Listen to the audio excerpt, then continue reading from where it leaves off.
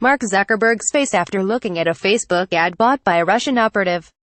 Austin Sullivan. Getty Images. As Congress and the court of public opinion have dragged America's largest internet companies through the wringer over their role in the Russian effort to manipulate voters during and after the 2016 presidential campaign, it's been tempting, and largely fruitless, for individuals to wonder how they may have been affected.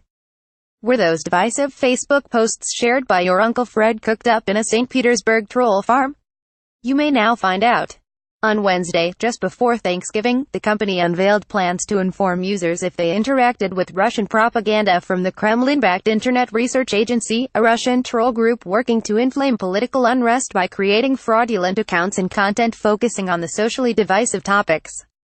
The new transparency portal, which Facebook says should go live by the end of the year, will allow Facebook users to know if they liked or followed any of the Internet Research Agency's posts or pages between January 2015 and August 2017.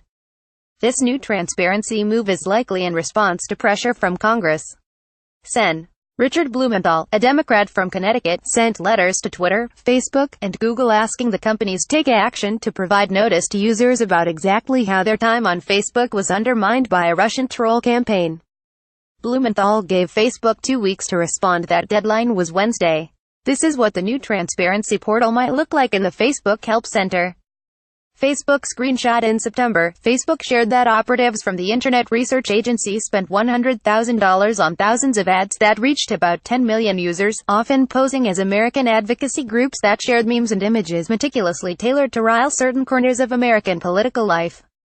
There was the Blacktivist account, for example, with which Russian trolls posted an image of Black Panthers captioned with "Never forget that." The Black Panthers, group formed to protect black people from the KKK, was dismantled by SGOVT, but the KKK exists today. That one post was shared 29,000 times.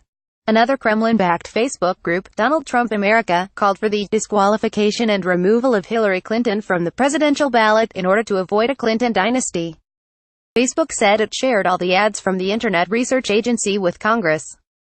The next month, in advance of a trio of congressional hearings on October 31st and November 1 about how Russia exploited Facebook, Twitter, and Google to attempt to meddle with the 2016 election, Facebook shared that the Kremlin-backed ads were actually seen by 126 million users, not the 10 million they'd previously reported.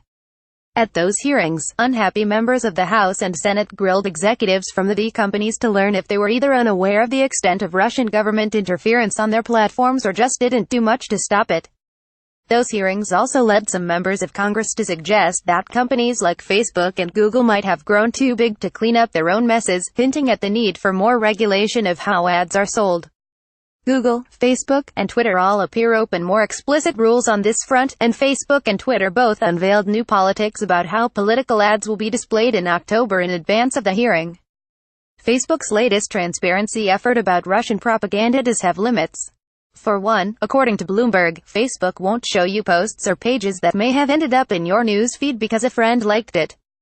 Facebook also isn't showing the content that users may have seen, only the names of pages that made the content, potentially leaving it to Congress to decide whether or not to share the posts it has in its possession.